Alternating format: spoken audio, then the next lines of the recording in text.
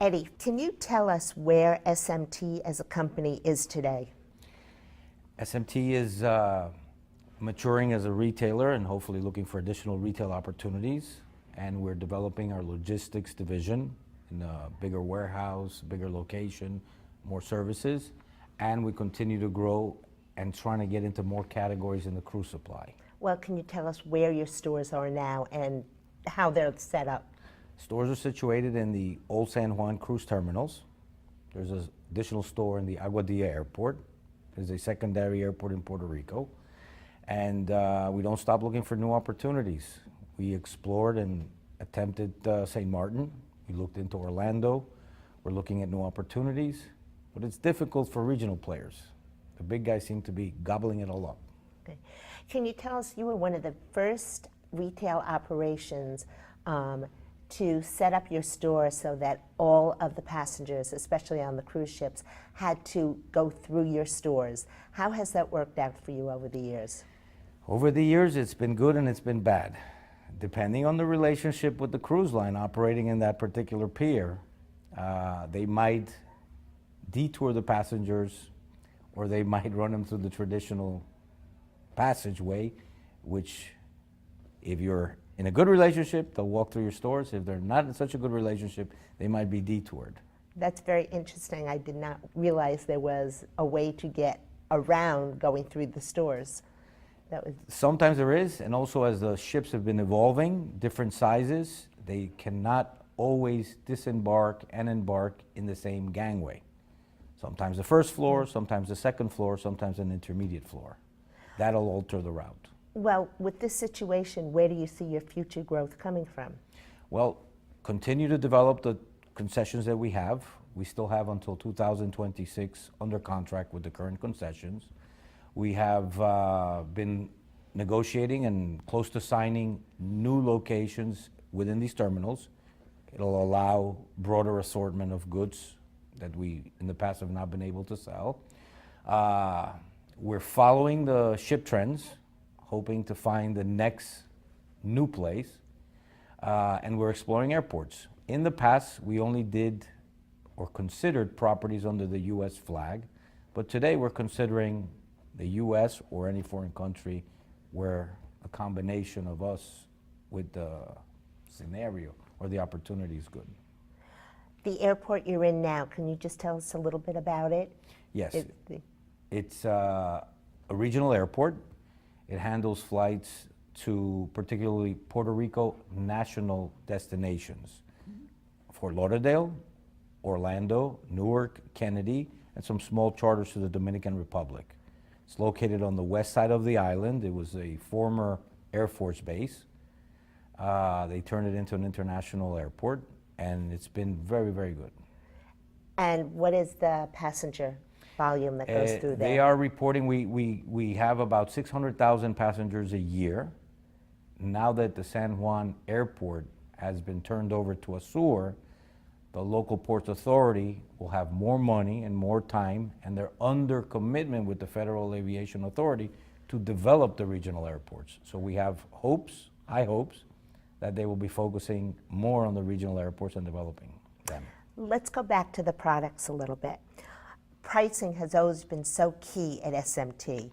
What are you doing to maintain your sales now that the price differential between the local market and the duty-free is diminishing? It's certainly key. The price differential is the key.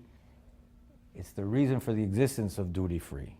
It gives opportunity to the travelers to buy at a preferential price, free of all duties and taxes, and bring home the products that they otherwise wouldn't have spent, or upgraded products that they wouldn't have tried otherwise. This is becoming a very contentious and difficult point with the operators and the suppliers. The operators are standing with the consumers in making sure that there's a price differential, and the suppliers seem to be under the impression, or they keep pushing hard, that it's not as important.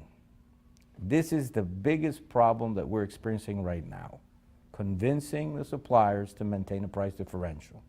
That is the reason customers want to carry 30, 40 pounds of duty-free purchases back home, You have inconveniences with the airlines. You're not allowed liquor in the cabin, so you have to check your luggage. This is additional expense. You have to pay for the second bag, for the third bag.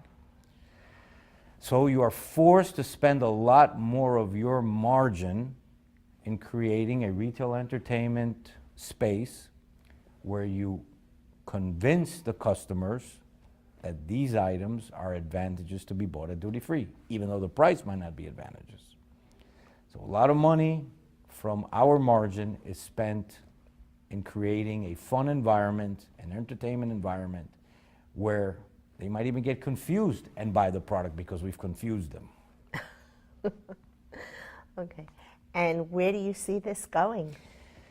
I wish I would see it going to a good place, but the development of China and Asia has made life difficult for the rest of us here. There is an allocation situation that the vendors keep arguing. They take away from us at a price differential in order to give to Asia at full revenue. It seems that the manufacturers and the distillers are looking after the shareholders and not looking after the consumers. Just to go on a little bit, SMT has always been a pioneer in using social media at the point of sale and everywhere. How have you been able to use social media to reach out and engage some of your customers, especially in light of the pricing challenge that you have right now? Well, fortunately, Jorge is very versed in the technology, and he has a group of 2 or 3 younger, technologically savvy and social media knowledgeable staff members that assist. I don't know what we can do as far as the price, how we can create a differential or educate with the differential. What we can do is engage with the customer, that we're here for them, that we are looking after them, that we want to have a relationship with them. We know there's repeat customers in the cruise industry. It goes from 44% to 54%, depending on the region and the cruise line. So we know passengers come back, and we want them to have a great experience at our store. We want them to have a great experience in Puerto Rico. We stay in touch with them. If they're coming, they will contact us beforehand. I'm coming in such a vessel, I'm coming on such a date, can you be sure to have this for me? Or what assortments do you have on this? They'll specifically ask for items that they're looking for. We engage with them. We've introduced QR codes, we've introduced iPads, we've introduced, because of the Wi-Fi in Puerto Rico, carries no roaming, we're able to help them download on their smartphones. But it's only to show them that we care. It's only to show them that we are trying to find products for them, that we will have the products for them. But as far as being able to convince them that we can maintain a price differential or that we can offer them better deals, it's becoming very difficult. One last question. What are your main 1 or 2 objectives for the coming year? For this year, one of the objectives is obviously to develop the logistics division. And the second thing is probably to continue expanding the cruise distribution. We're expecting a return of the cruise ship passengers to the Caribbean. We've had a slowdown for the last 3 years. I think the slowdown has come to an end. The end of 13 and 14, we're all expecting it to be more than probably double-digit growth in the low teens, which is twice the normal. The stores have a lot of promotion, a lot of animation. I think we've matured that. We're trying to grow the categories with fragrances. We're trying to grow categories, confectionaries. We're trying to grow additional categories like accessories, custom jewelry, sunglasses. But as far as our operation, I think the biggest growth can come from the logistics division and from the cruise supply division, where we'll not only supply liquors and beverages, but we'll get into dry goods, food items, non-perishable items.